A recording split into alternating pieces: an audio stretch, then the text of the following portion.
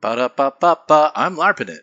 Hot take. Food fights should not exist. Seriously, throwing away perfectly good food? What happens when you run out? You should at least keep something in reserve as a melee weapon once your range options have been spent. So get ready, because I'm going to show you how to LARP with food.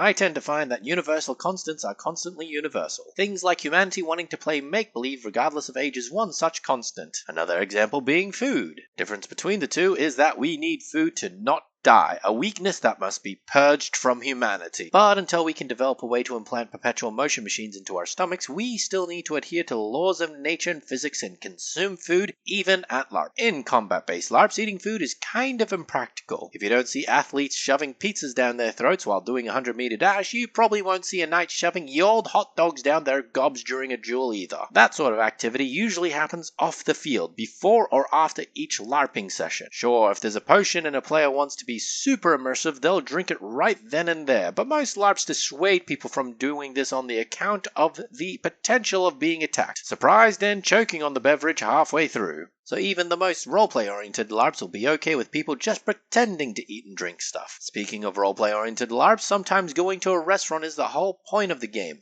In parallel LARPs, it's common for players to actually eat and drink at the venue, doing politically talky stuff as they do so. That said, combat-focused LARPs sometimes do this too, usually dropping the combat part of their LARP as a celebratory event, usually rocking up to the restaurant in their kit. Usually people are explicitly told that this is a diplomatic situation, so no violence sometimes, it's just hand-waved. Guys, no fighting, even if you're sworn enemies. Which turns it temporarily into a parallel LARP now that I think about it. As for food for outdoor LARPs in the wilderness, just look up camping food. It's more or less the same stuff unless you really want to be in character, I guess. In which case, roasting a hog can be a great group exercise. Double check your camping permits if you're allowed to do that though. Trust me when I say police arrests are one of the worst ways to end a LARP, only coming behind a literal murder or a meteor dropping down and killing everyone instantly. If you bring candy, and I can't believe I have to say this, make sure to pick up after yourself. A candy wrapper is small and light, so just like drama, take that rubbish off the field. Side tangent to people who like to make their own clothes and armor. Make sure to only test your stuff when you've eaten a meal. Just because you can fit into your suit of armor when you're starving doesn't mean you'll be able to do it when you're stuffed. Remember, it's easier to tighten a belt than it is to add a whole extra hole to it after all.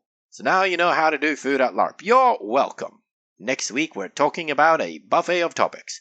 Can you guess what we'll be talking about in particular?